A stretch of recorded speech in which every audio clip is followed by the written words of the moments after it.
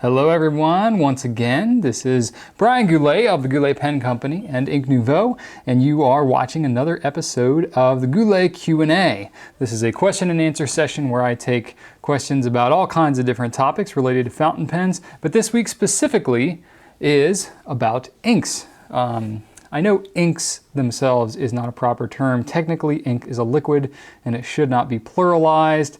But when I talk about inks, what I'm really talking about is bottles of ink or colors of ink. I know inks is improper grammar.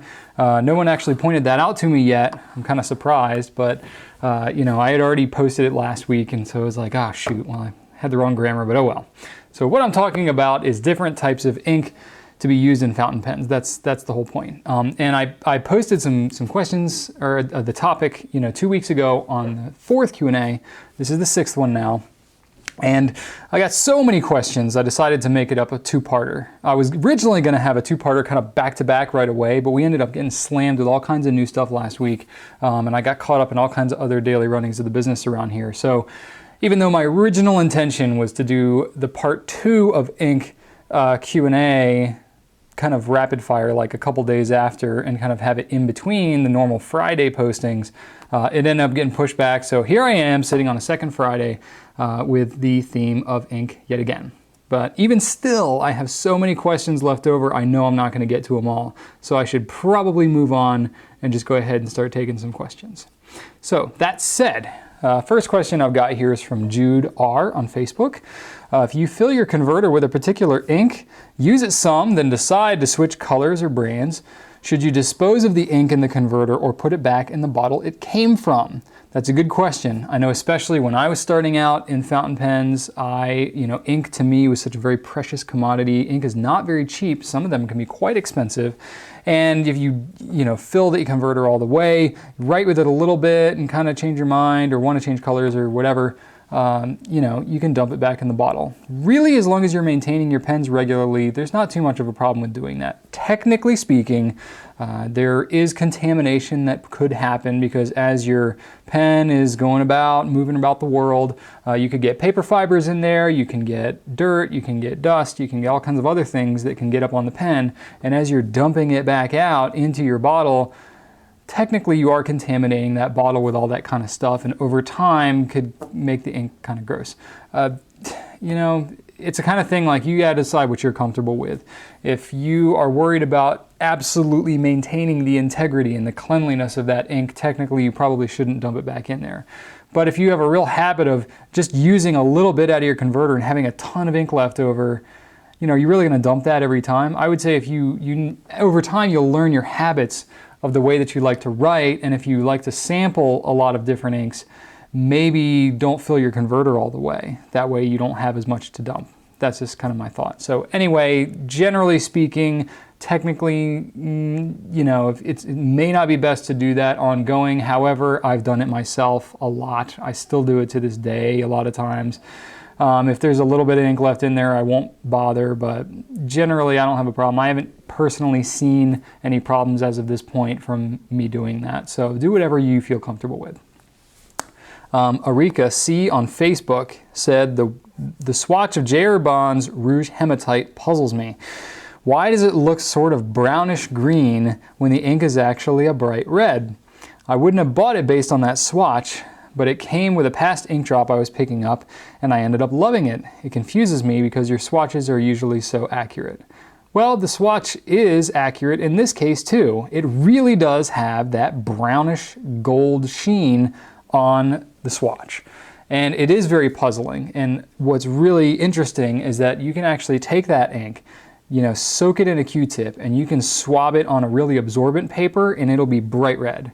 You won't see any of that sheen whatsoever. But if you swab it on really ink-resistant paper, all that sheen will just sit there right on the surface and it'll give it like a brown looking color. And literally that's what the swatch looks like in real life. And that's what I adjusted it to. And the thing that I was having before, I changed that swatch because it wasn't always that way. I used to have it with that red one, okay? And what happened was I was getting so many people that were complaining about it having this kind of brownish look to it that I was like, well, okay, Sometimes the ink can have that brownish goldish sheen, or it can have a little bit of green to it too. Sometimes it can have that sheen, sometimes it can be bright red. It really depends on the paper you're using. So literally no matter what swatch I post on there, it's gonna be wrong half the time for somebody. So I just went ahead and posted what was the uglier one. That way I figured I'd get fewer complaints. So I know it's confusing and I'm really sorry about that, but that's what's going on with it. If you use it on a more absorbent paper, you'll see that it's bright red. Use it on a really ink resistant paper and you'll see that it looks just like it does on my swatch. Right along with that, you know, the DaiReborn Rouge Hematite has a sticker on the back of it that says like heavily saturated in color, make sure not to leave it in your pens, etc. So this kind of leads into the question I have from Bronson S on Facebook, which is, are inks with red dyes harmful to fountain pens?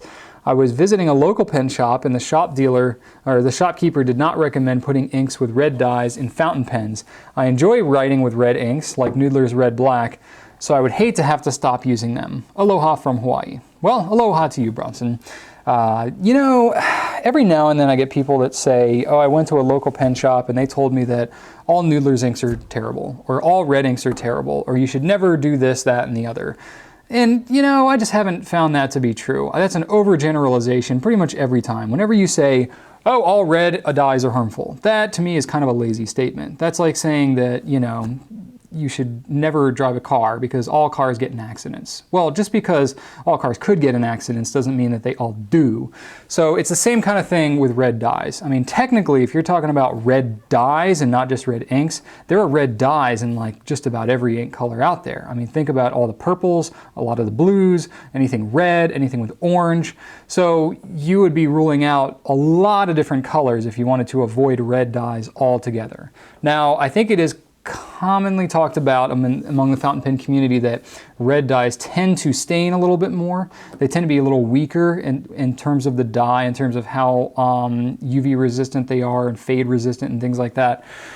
So I would say that probably certain pens, if they're prone to staining or if they are, you know, demonstrator pens and you don't want to have to clean them out and stuff like that, you may want to avoid heavily saturated red inks. That said, I use my red inks that I love in every pen and I don't really care.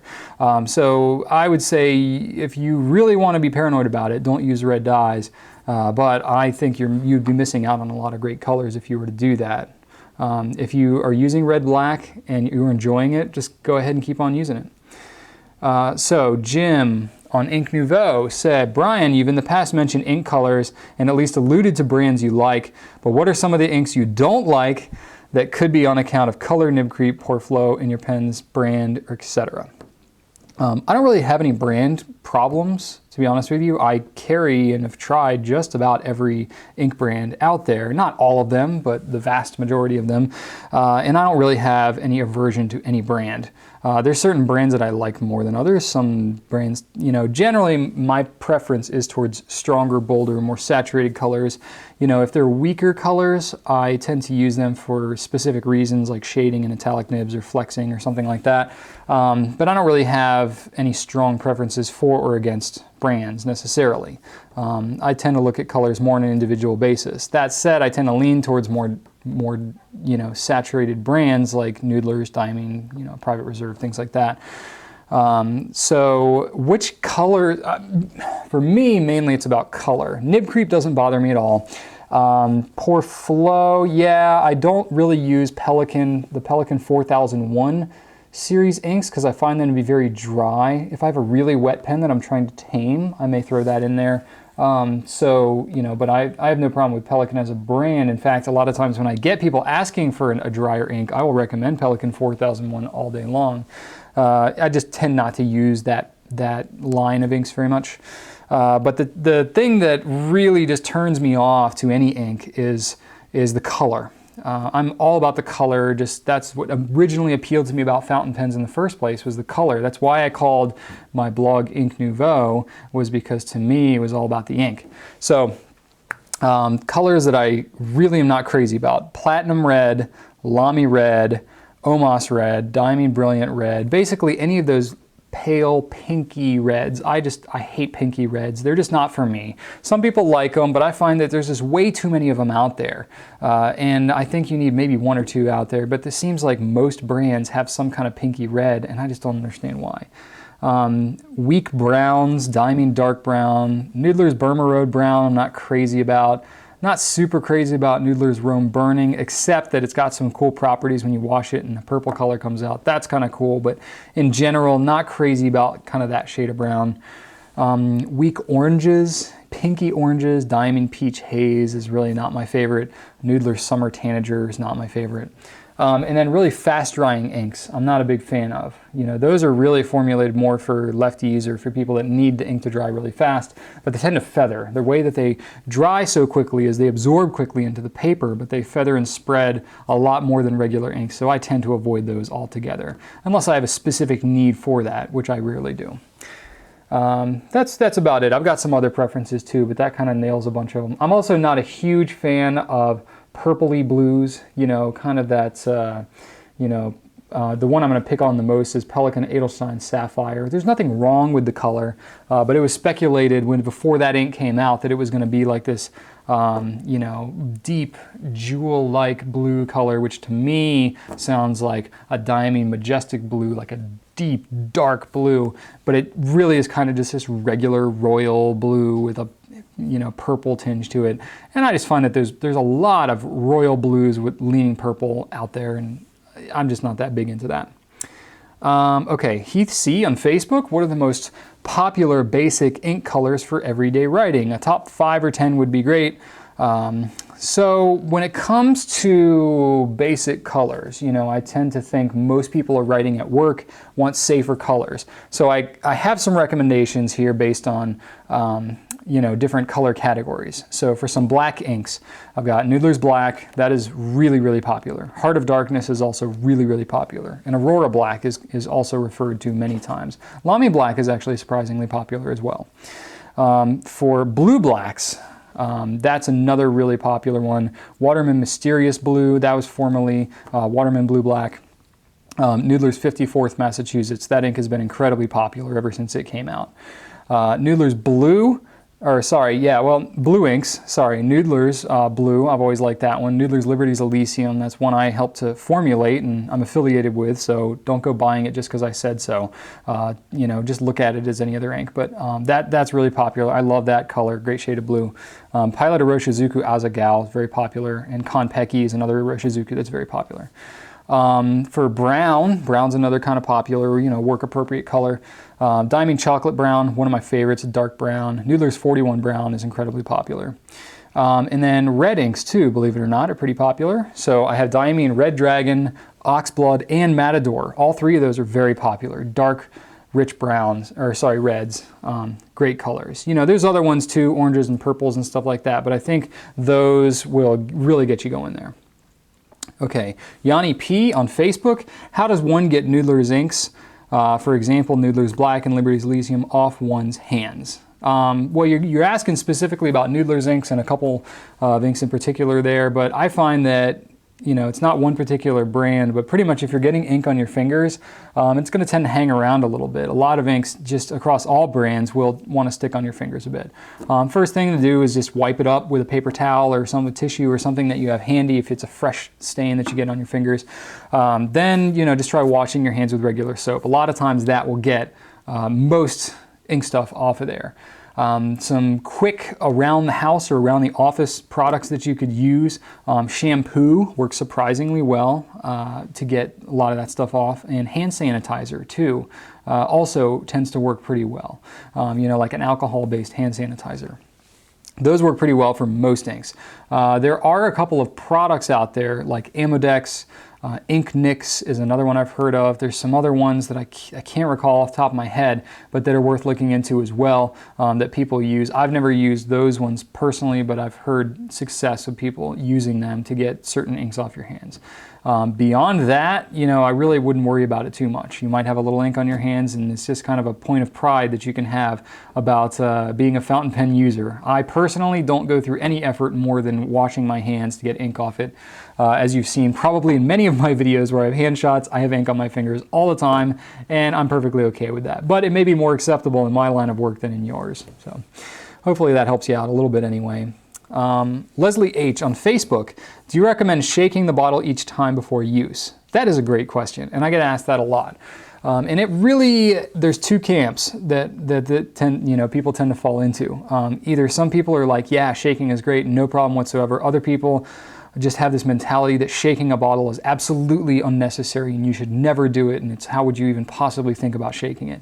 For me, I tend to shake most of my inks. Inks are made up of a lot of different dyes, a lot of different components and stuff like that. And for me personally, I have a lot of different inks, a lot of different colors, and my stuff will sit around for a very long time before I use it. So I always give it a good shake before I do it up. Whenever we're sampling any inks here at Goulet Pen Company, we'll always shake the bottle to make sure that all the dyes and everything are properly distributed throughout the bottle before we distribute them into samples. It's kind of the same concept of when you're filling your pen, you just want to make sure that there's nothing that's settled out. It's really not a problem with most inks. I would say if you're a non-shaker, you're probably going to be just fine. You don't have to, think that you're missing out on a lot by not shaking it. But there are some inks that come to mind that are so heavily saturated with dyes or other things that it will actually settle out if it sits for too long. I just mentioned it earlier, DaiReborn Rouge Hematite is one that if you have that bottle and you leave it sitting there, you can see stuff cake up on the bottom, and then you shake it up and it reconstitutes and gets back in there. So there's like that heavy sheening stuff. So you want to shake that up for sure. There's other inks like Diamond or Pumpkin, that's one that I can think of. Noodler's Periwinkle, that's an eternal ink in a small 1 ounce bottle. That's one that needs to be shaken up really good. So there's probably a handful of inks that I can think that I definitely would want to shake. But in general, you don't have to, but it's not really going to hurt anything if you do. Okay, sorry, throat's getting dry already here. I'm talking fast. Okay, at Alric33 on Twitter. History shows 100-year-old letters survive. Do modern inks stand a chance to last like they used to? Well, if you're talking going back 100 years, you're talking about really skipping over most of modern chemistry in terms of inks and dyes and stuff like that. Most stuff that was used probably 100 years ago or more is going to be iron gall based, which is a very permanent ink. You can still get iron gall inks today. True iron gall is too thick to be used in a fountain pen. It's very corrosive, used only for dip pens and quills and stuff like that. So there are some modern iron gall inks, Diamond Registrars, Rohrer and Klingner has Salix and Scabiosa, the Mont Blanc Midnight Blue, I believe, is iron gall as well. They are some kind of modern formulation of iron gall. It's not the true form of what you would have used 100 years ago, crushing up oak galls and mixing them and, that kind of stuff. So I would say that modern inks are certainly different than they were 100 years ago. That said, what's probably more important than the type of ink you're using is the type of paper that you're using and how you're storing it for something to last 100 years. The paper is really important. You want it to be pH neutral and acid free to really have a chance to last that long. Because if you're using stuff that's baked in with all these crazy chemicals and stuff like that, then the paper itself will probably degrade long before the ink would. You want to, as far as storage goes, you want to make sure that you're not getting it wet, that it's staying out of direct sunlight, it's staying in a cool, dry place, not lots of humidity or anything like that, to give the paper the best chance as possible to last a really long time. So that said, I certainly think that most modern fountain pen inks will be okay with proper storage and proper paper. If you really want to make sure, you can use a modern iron gall or a modern permanent ink like a pigmented ink or a Noodler's bulletproof ink to make sure that it's going to last as long as possible. strangebirdsir on YouTube said, I purchased the Noodler's Bernanke Black as I needed an ink that would dry almost instantly, but I've never seen that mentioned before. Maybe I missed it, but what's your impression of this ink? I find that it writes very well in all my pens and dries almost as soon as I'm done writing a word. Yes, I did mention that earlier here in this Q&A about fast drying inks. The Noodler's Bernankes are in there. The Private Reserve has a couple of probably, I think it's 6 different fast drying inks that are really designed specifically for left-handed writers. And the way that they work, I don't know all the chemistry behind it, but the way that they work is they absorb very quickly into the paper. They, contrary to what you might think, they're not fast drying in terms of drying in the pen or drying on the nib. They're actually quite wet in terms of how they flow and quite generous in their flow. The reason they're called fast drying is because they flow out of the pen very quickly, they absorb into the paper and spread out as quickly as possible so that on the surface they are dry. So that as you're moving your hand across the page or whatever, you don't have a puddle of ink that's sitting on the paper that smears by your hand. It all absorbs in and spreads out. So it ends up looking, fatter, wetter. You get these broader lines than you would with most other inks. So for me personally, I don't use them very much, but they do perform pretty well in most pens. I actually don't hear a lot of complaints about how they perform in a pen.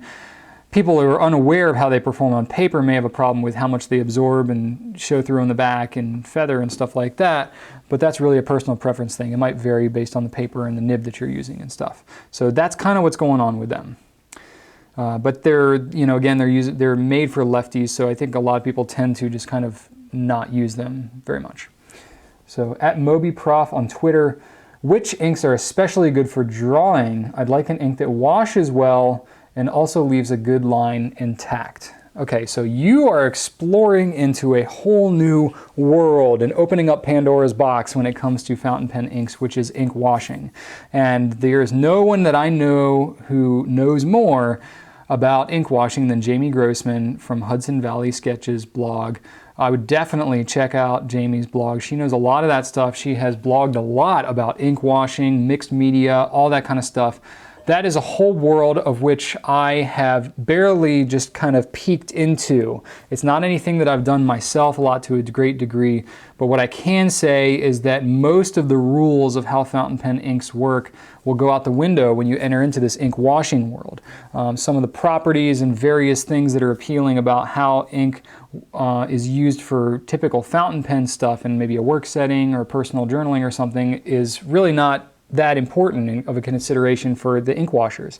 It really is going to depend more on what kind of secondary colors do you get when you wash, because a lot of inks are made with multiple different dyes to achieve whatever specific color they were designed to do. So sometimes you will have, a black component that will stay true to the line, and when you wash over it, that'll have a blue or a yellow or something like that that'll kind of smear out.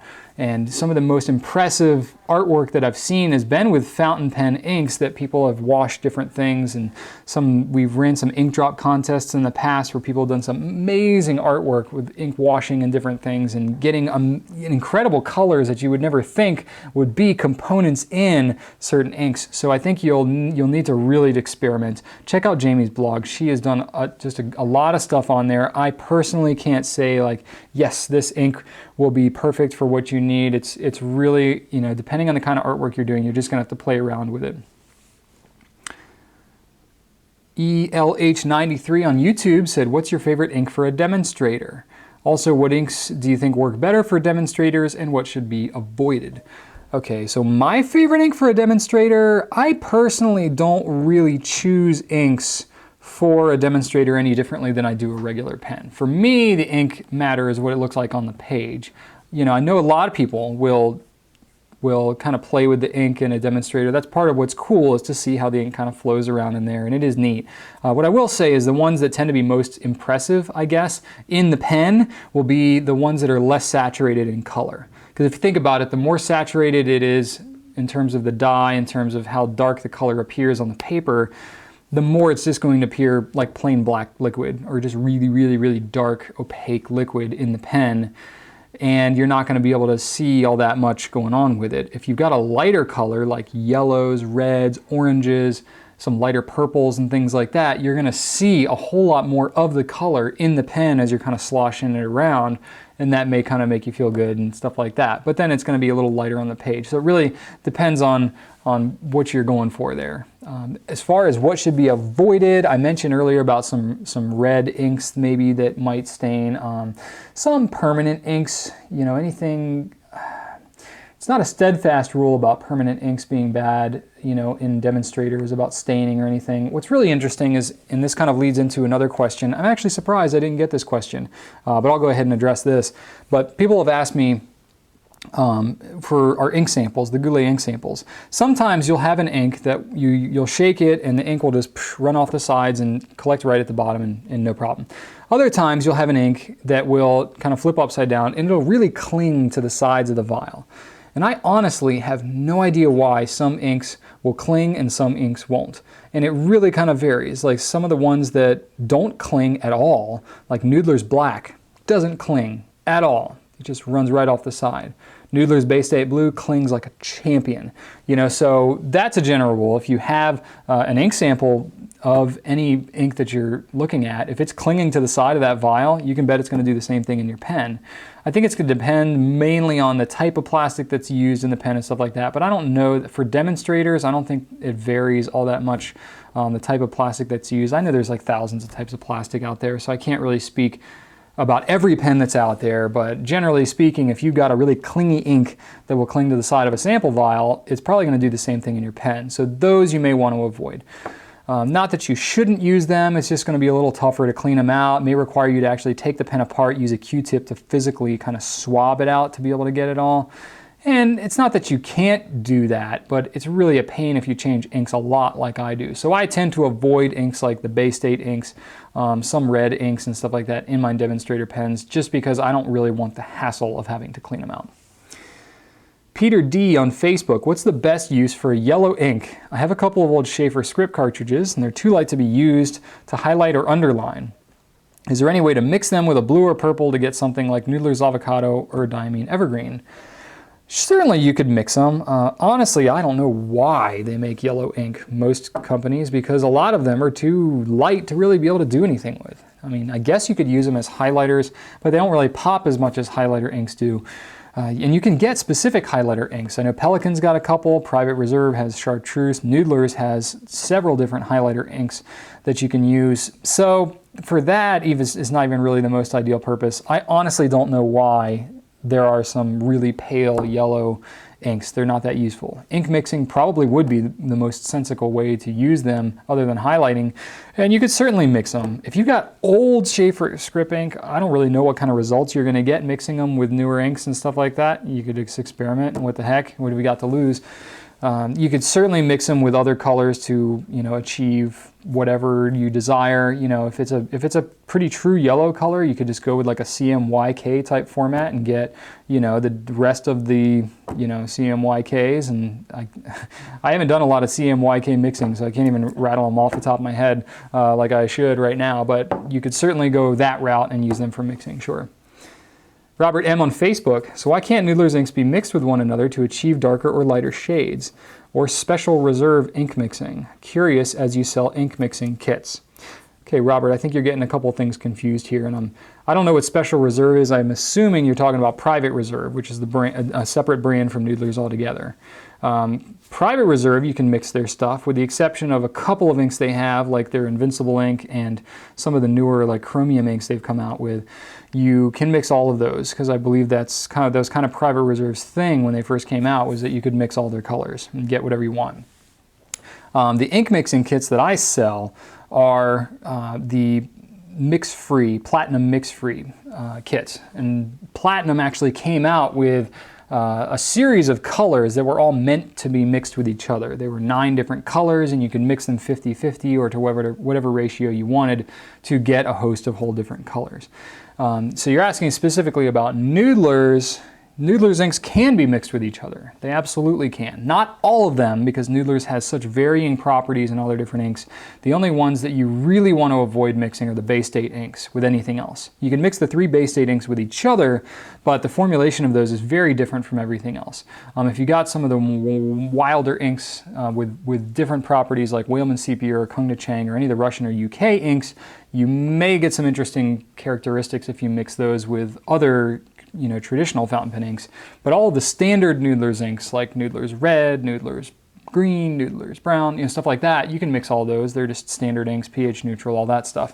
If you're mixing a Noodler's, you know, standard ink with a eel ink or a bulletproof ink or something with, you know, some other properties, you can certainly do that, but whatever special property it has, like if you mix, I'll just use this for the ease of things, if you mix Noodler's red with Noodler's black, and you mix them 50-50, what you're going to end up with is, you know, kind of a muddy brown probably, but basically you're going to end up with 50% Noodler's black permanent properties and 50% of the red, and if you get it wet, the red component will wash away completely and the black will be left behind. If you think about that, it makes sense because you're literally taking those two inks and putting that together.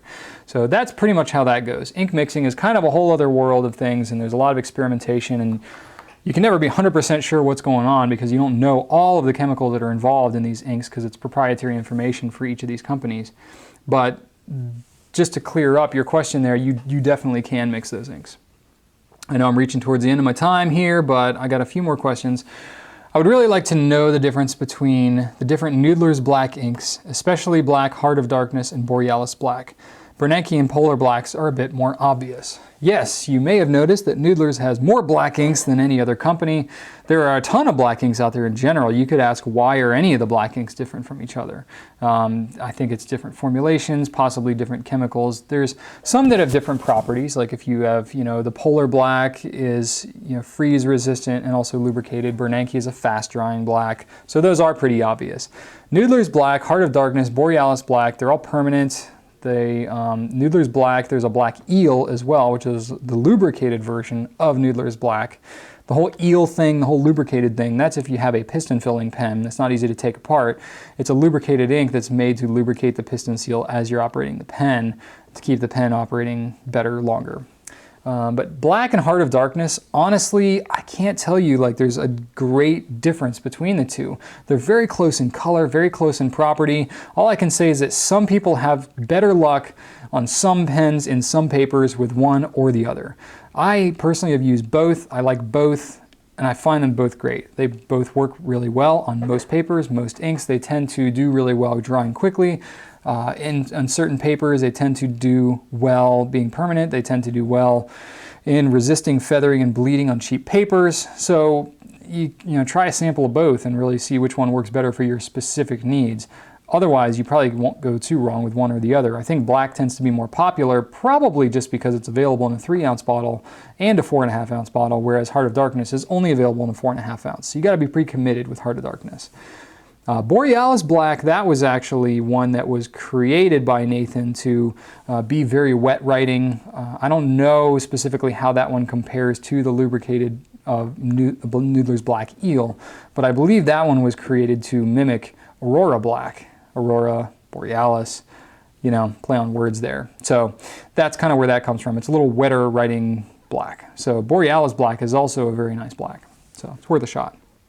But yeah, there's other blacks like dark matter. Sometimes it's the theming. I don't know all the chemistry that's involved, but I know Nathan is kind of a chemical genius and he tends to tweak his formulas and stuff like that and may have very specific properties that one ink has over another that in practical use you may never even notice. Christina A. on Facebook, why do some inks and pens just not get along? I have a few lovely pens that are shelf bound because every ink I try, pen manufacturer included, leaks.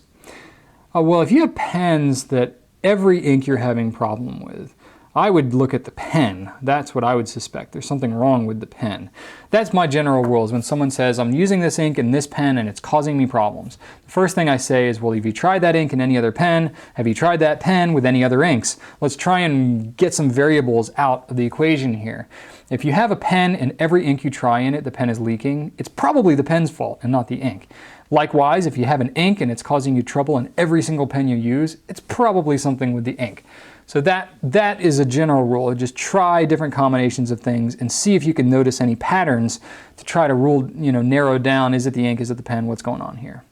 But your original question here, why do some inks and pens just not get along? I think a lot of it has to do with the design of the feed inside the pen, as well as the flow, the lubricating properties of the specific ink.